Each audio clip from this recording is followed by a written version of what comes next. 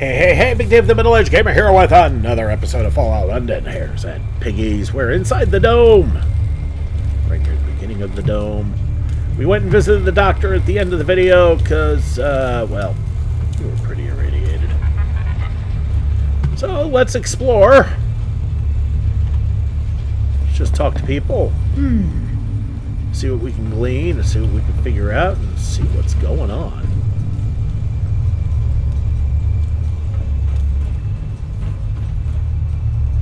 Listen, darling, I ain't in the mood for a staring contest. Bugger off. Well, you're lovely. Well, here's the person we need. Victor's Fuel and Sundries. What can I do for you? I need some coal, about a ton. Oh my. Somebody doesn't like the cold, do they? It's quite a sizable order, mind. It won't be cheap.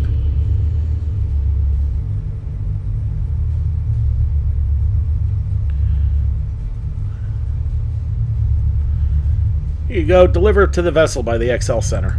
We'll get that coal delivered right away. Alright, so when we're done exploring here, we can go back to Sego.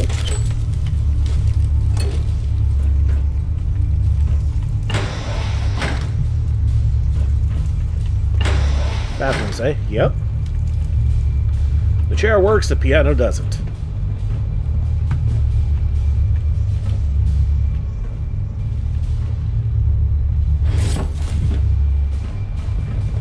The beds are not for sleeping. What can I get you? Take a look. Alright, bit of a food place here. Indian food. And the standard drinks and stuff. But you can pay for a room here. Good Farewell. to know. So if you're hard up for a place to sleep, that's the way to do it. And Fatima... Oh, okay. Sleeping down here. Penny for your thoughts.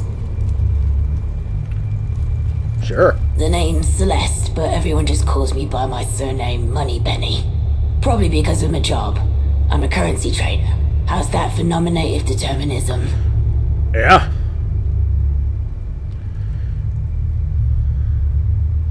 Why did you choose to base yourself in the dome? Truth be told, I sort of fell into it. In a previous life, I used to work here for the dome in the ticket office. Collecting was merely a hobby.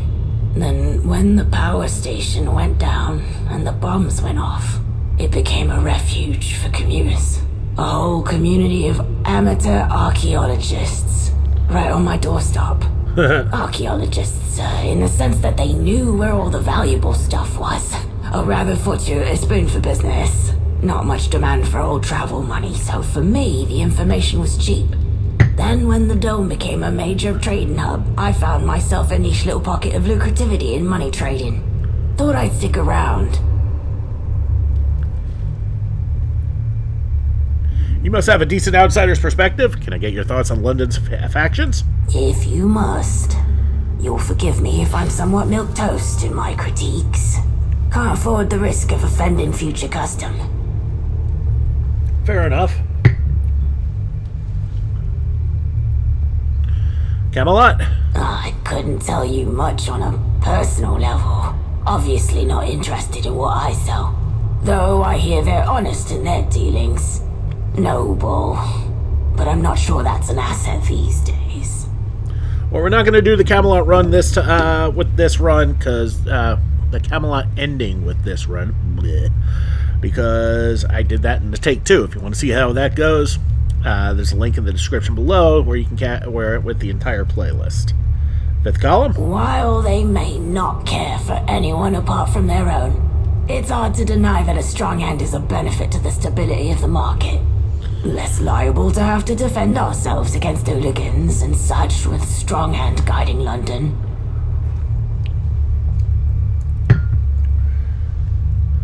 That is fascism, trading away your freedoms for security. Do you know anything about Angel? I couldn't possibly comment, 'cause I have no idea who they are. News tends to take a while getting up here. What about the posh lot, the gentry? Have to be somewhat diplomatic. as it's not demonstrative of good business acumen to have contempt for your own customers. Let's just say familiarity breeds contempt, and continuity encourages complacency. Yeah? The Roundels? Honestly, not too familiar. The boys on the scooters, I think.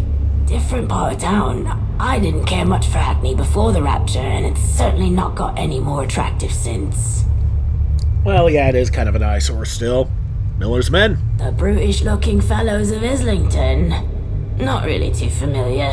Glad they're not locals. What about the Pistols? Insufferable idealists. Luckily, they keep to their own incestuous little commune. Ouch! That's all.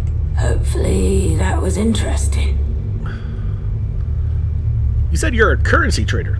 You mean tickets? Tickets are what you and I use for currency, but I'd be out of a job if that was the be-all end-all. I'm more interested in the older external currencies. Old pre-war stuff. Just because I'm interested in it. For my collection. Though it occasionally yields a payday. The external stuff is how I make a living. Lots of commuters travel in from the irradiated lands east. Not all of them use tickets. I buy their unusable currency at a rate that favors me when they arrive, then I sell it back at a rate that also slightly favors me before they return. There's a few reasonably stable currencies out east. Certain ammunition types, scrap metal, cigarettes, nice looking pebbles.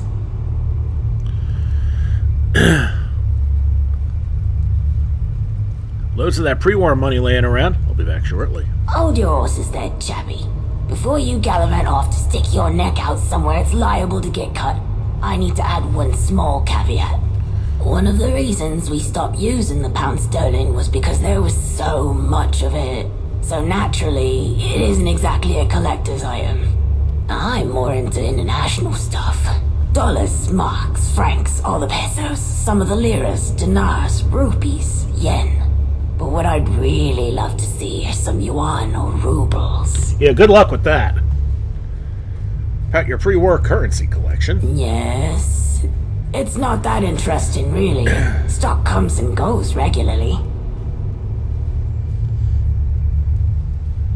Why would people buy currency they can't use? You're thinking of it as something you use, when in reality it's more like an antique. Little historical curios, of which the modest can stow away, and the braggadocious can display proudly. The only people who'd buy such things are gentry, and this isn't exactly their scene. Oh, truth be told, a significant portion of my business comes in acting as the arbitrator between collectors, as was the case with diamonds and other valuable stones in the past. It's useful to have a high value, albeit less bulky vector for big transactions. Who are your customers? As you can imagine, we don't get many walk-ins, especially not here. I have a small selection of regular patrons that keep me afloat. Why are you being so vague about your clientele? Discretion is the natural instinct when it comes to the accumulation of such valuable commodities.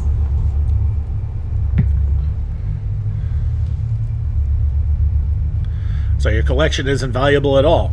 All you're doing is disguising large transactions. You're laundering cash. Were it up to me, I'd rather people valued the merchandise the way I do. However, what people choose to do with their belongings isn't up to me, unfortunately. Are my products facilitating the bulk trading of narcotics and other illicit materials? Yes, but realistically, what could I do about that? Do you want me to preside over every large criminal exchange to make sure that I explicitly don't benefit from it? How preposterous. So what if the syndicate want to make their books look nice for their gentry overlords? You'll excuse me if I don't sacrifice my living in the face of your moralistic scolding. So there you go. We just got it out of her that she works for the syndicate. Can I buy some? Unfortunately for you, most of my current stock is accounted for. I can put you on a waiting list if you'd like for a modest deposit. Yes, please. No. A wise choice. So a non-refundable deposit for 50% of the overall cost is required and is non-negotiable. As for the products, they are graded from A to D, where A represents the most exotic and in best condition. Think of your rubles, rupees, yuan, and such. B grade would be the same types of currencies, but in lesser condition.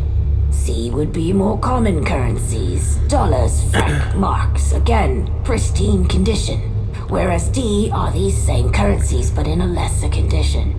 The deposit for A tier stock is 1,500 tickets. B is 1,000. C is 500, and D is a meager 250. Now, I can tell by the facial expression you're making right now, this seems like a pricey endeavor. I'd remind you that they're not printing anymore, so they'll only appreciate in value. I can assure you, not only are these items a prestigious item that'll form the centerpiece of even the finest collections, but they are objectively a fantastic investment. So what grade are you after? So what this basically means is that this is along the lines of like stocks and bonds, okay? You're speculating on what's going to raise most in value. I mean, we got the money, so... Excellent choice. Here is your reservation ticket. We'll let you know when your order is in stock. Receipt. This isn't a real receipt. You've clearly been scammed. That's all. Good. Goodbye. I'll see you around. Oh, boy. Oh, well. Honestly, not the end of the world. How much cash do I have left? I still have 9K, and that's after dropping, well, for what I just did and what I just did for Sego and Company. Goink! Greetings, trader, and welcome to the Dome. You are entering a trading post. Affirmative. Yes, it is still a trading post despite the unfortunate radiation levels. Place seems quite busy for its location. Affirmative. Populated mostly by commuters or ghouls. This tumultuous crowd is what makes the Dome and the Dome Bazaar great. Straight good here. Affirmative. Trade is alive and well, especially for those involved in the black market. Everyone leaves with something, even if it's just radiation. What can you tell me about this place? Once, this very spot was London's premier entertainment and trading hub. One of epic proportions, with goods flowing freely in and out. That was before the incident at the Greenwich Nuclear Power Station, which adjusted things a bit. Now we're a trading hub of lesser proportions. Keep your Geiger counter close. Starting to think putting those points into medic is going to become more universally helpful. Goink, are you broken? I am operating at 70% efficiency. Very efficient. Maximum greetings achieved. What's your purpose here, Goink? My purpose is to make people feel welcome. What does Goink mean? That is a long, long story. Uh-oh. Which I will tell you now. My creator built Goink out of scrap parts with broken machinery. Things everyone else left behind. These pieces weren't built to work together. Yet my creator used everything at his disposal to bring me to life. He didn't follow the rules or industry standards. He did whatever it took. No matter how strange his methods might seem to professionals, he defied the odds. That is what it means to goink. Goink is not an official model stamped out in a factory. Goink isn't part of any standard automatron line. Goink has quirks, and there is no one like me. Oh, I believe And that. I am perfect. Says the robot who's running at 70% efficiency. I'll see you later. Enjoy your stay.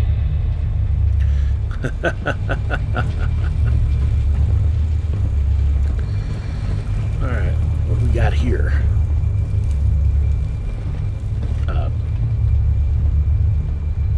Lowit's pie and mash. Come, see what I've got. Take a look. Alright. Various different kinds of food, both junk and otherwise. Huh.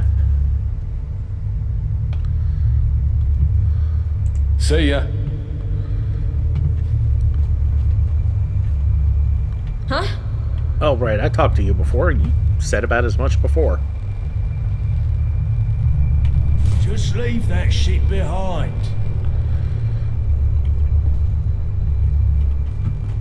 Alright, not much to take there.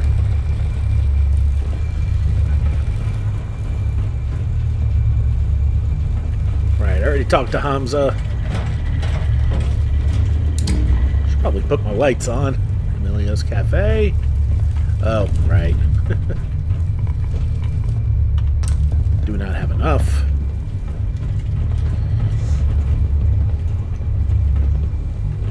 Okay, that's Money Penny's booth. Back off. Back off.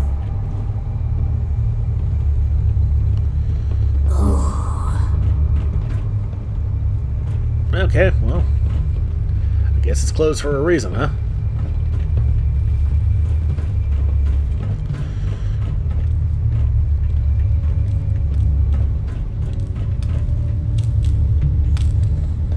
Harrison Hazmat Matthews. Hazmat suits, right away, Radix. All right here. Now, this is a guy that's probably going to make a ton of money. Tell me about yourself. Name's Harrison Matthews. Everyone around here calls me Hazmat. Fits, don't it? Yeah. I'm the bloke who's got what you need when you need it. Especially if what you need is your skin not to slip off you like a toasted marshmallow. Trust me, mate. I know plenty of ghouls who wish they ran into me before the frogs jump down their throats. Who came up with the name Hazmat? I did, of course. Genius bit of marketing, if you ask me. Didn't take long for the old market to catch on. Next thing you know, I'm Hazmat to everyone, even my mum. Even folks wouldn't know my real name if you paid them. Hazmat. There's a name you can trust to keep your innards where they belong. S. Brandon I never paid for. Well, I set up right here, right outside Market. Location, location, location. That's what it's all about, innit? Non-commuter folks don't just go strolling into the dome for a spot of shopping. They're desperate, looking for the big find. And desperate folks don't haggle much, do they? Do you go into the market often? Me? No. You won't catch old Hazmat stepping foot in that cesspit. As is true for all history, the real money's been made flogging tools, or in my case, protective gear, outside the front door. Where do you get all your stock? Ah, trade secrets, mate. Can't be giving away all my tricks now, can I? I've got connections. Let's leave it at that. Tell me about the dome. Once upon a time, this place was real fancy. Back to the rafters with folks watching whatever kept them distracted. The old world left us a roof, so we took it. Ghouls, commuters, however which way you want to call them, took over the place yonks ago. Now, people come from all over to make their fortune. Guards take a slice off the top, but fair play. Keep out the riffraff mostly. Let's see what you got. That's the spirit. Okay. Damaged hazmat suit still. Ah, here's the goal. We're going to take that hazmat suit. That is a good investment. Especially since I got the fundage for it, but I do have some stuff I need to sell. Whoop.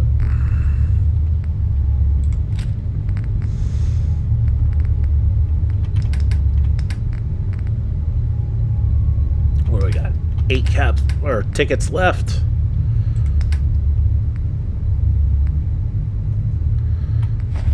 Go sell that Burt Trade magazine.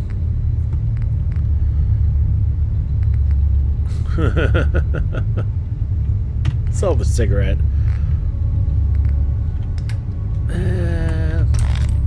That'll do for now. That'll keep me light.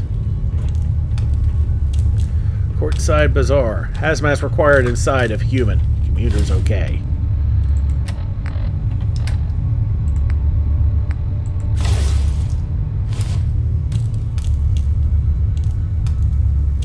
The hell happened to my head?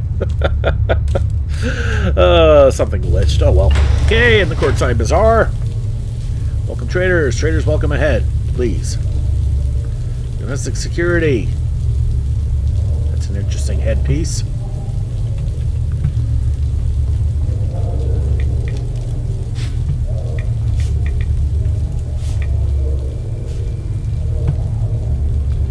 Alright, so as you can see, it's kind of an indoor stadium of sorts.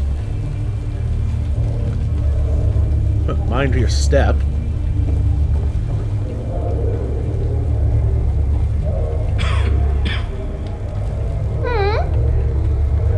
Can't really do anything with the settlers, unfortunately.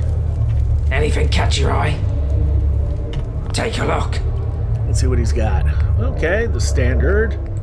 I will grab that Tato. Farewell. Okay, it is not a rogue postbox. Cookie Lady Apala. Welcome, welcome. Take a look. Cookies and pumpkins. A pumpkin. All right. Until next time. Can't believe they're only giving me half a share.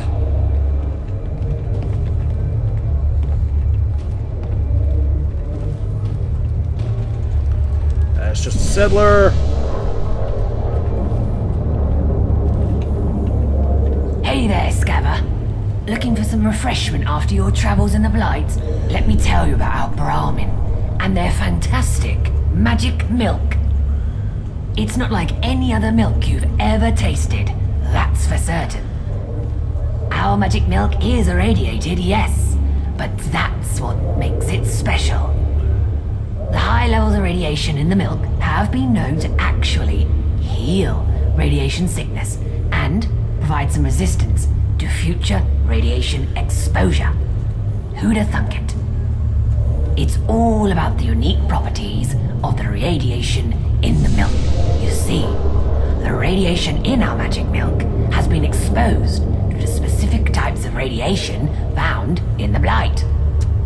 This exposure has caused the radiation to mutate and develop certain healing properties that are beneficial to humans and ghouls alike. Look how great my skin is. Magic milk did this.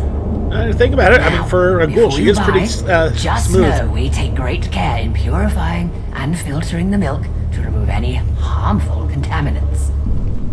Our Brahmin are also carefully monitored and cared for to ensure their milk is healthy and safe for consumption.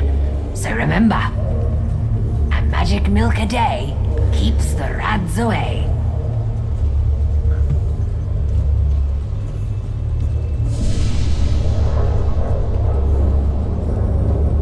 Is drinking anything else around here safe? Well, it's not entirely safe, but we do our best to purify and filter the water.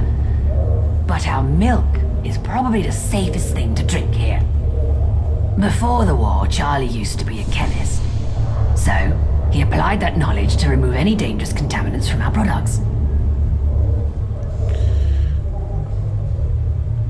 Do you want to trade? Remember, a magic milk a day keeps the rats away. Alright.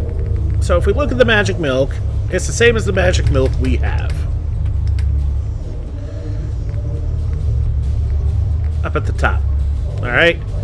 You lose 315 health, but it depletes 168 rads a second for 10 seconds. Which means you chug one of these, you can survive in the Thames for 10 seconds. Well, At least I hope that's how that works. But they've got other kinds of milk too. Pasteurized milk, which actually heals a tremendous amount. And look at that strength. The unpasteurized milk, well.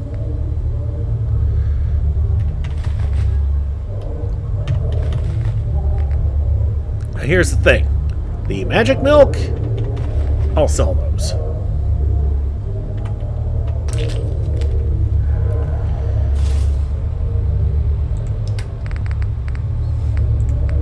Should be under drinks, wouldn't it?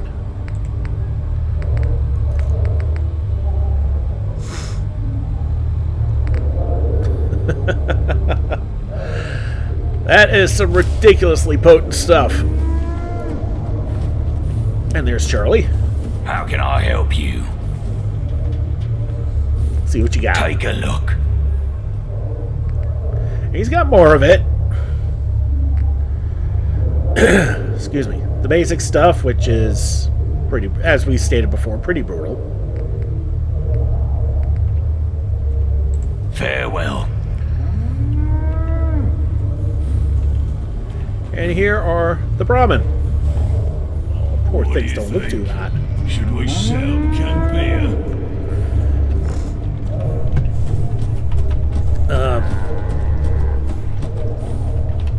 Come on, girl, let me through.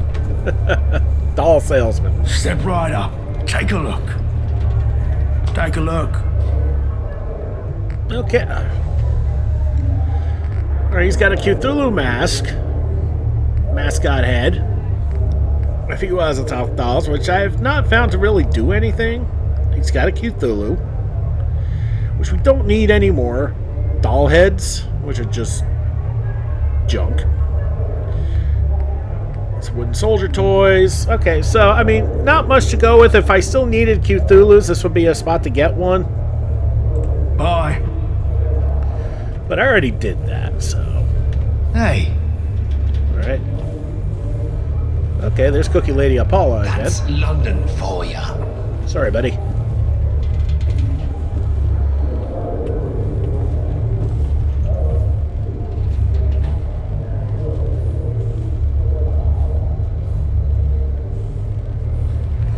Yeah, you notice they glow yellow for like a split second. Privacy. Last time I took up on jet before a job.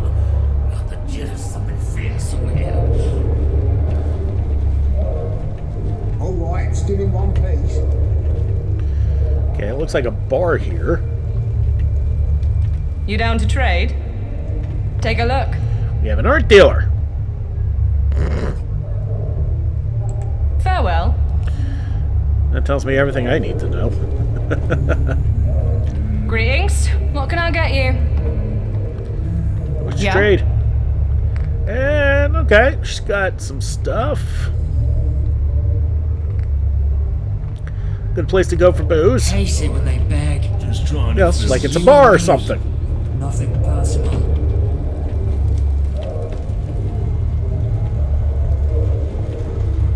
Looking for good deals?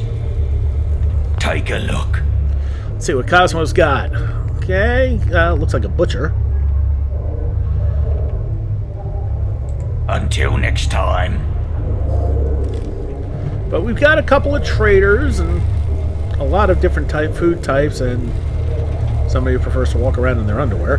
Let's talk to Chunkalunk. Very safe out here. But these... If you're buying, I'm selling.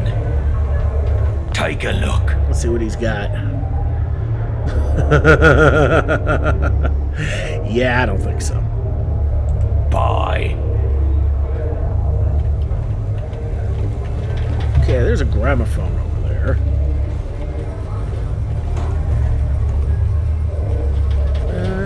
No records. Alright. Well, one could hope, at any rate. Okay, we're back to Hamish again. So we've done a lap around this place, which means we've done just about everything we can. Hey, buddy, let me through. Alright, so we're going to get out of here. And... Or is that just me? Nah, Alright, so we need to head back to the Valzon warehouse and go to Sego and finish this quest. But I think we're... you know what? Screw it. Let's just get this done. Alright, so we're back outside the Valzon warehouse, and why the hell did I do that? Head off and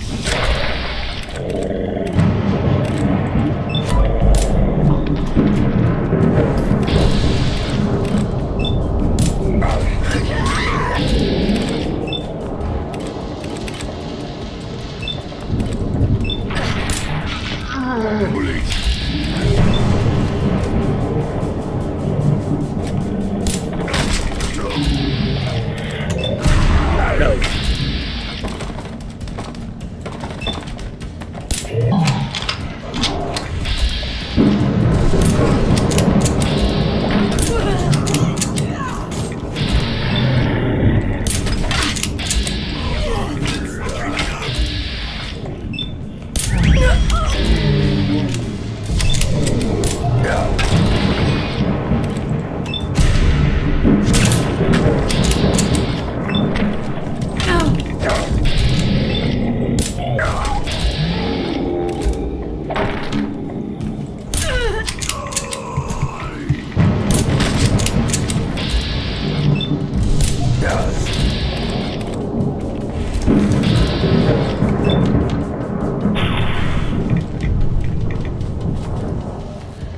Is Jack really going to chase him down?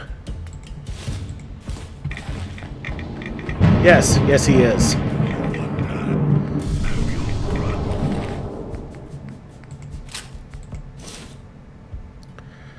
Only taking that because ballistic fiber is rare to find.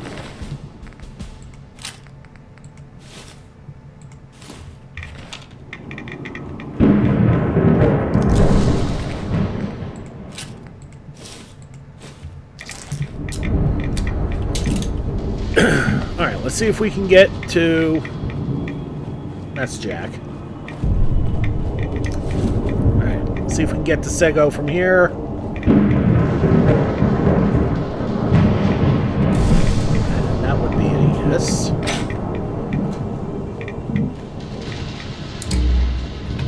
Okay, there's Jean. Here's Sego. We'll take the desk van. My friend, we have received the call. We are forever in your debt. As a token of our appreciation, we hope you will accept this. St. Catherine's Sword, also known as the Sword of Joan of Arc, is a historic relic reputed to have belonged to the famed French heroine and is renowned for its association with her divine mission and martyrdom. 48 damage, no mods. What will you do now? I've sent our scouts to collect all our embedded units, and everyone else is sourcing things to help prepare the ship. Before we know it, we'll be leaving for our homeland. Not a moment too soon, no? I can see the open in our eyes again. It's thanks to you. Good luck for the future. And to you, my friend. Au revoir.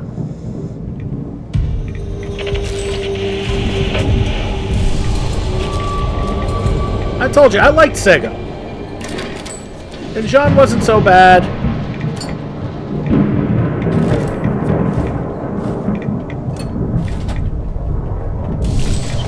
Alright, so we're done with this quest. And we're done with this episode. The question is, what are we going to do in the next episode? Well, here's what we got. We got the main story. We got the Vagabond story. We've got the Rabbit and Pork DLC. A Broken Quest. And more exploration stuff a la Pub Crawl. So we could do exploration stuff. Alright, nobody new has popped up at Covent Garden. Now what we could do is just start looking at bars and docks and stuff like that. So we can go back to the Dome and hit up the North Greenwich dock, mark that. We can go to Children's Hospital, hit up the Canary Wharf dock and the coach house. So there's still things we can, some things we can do up here legitimately.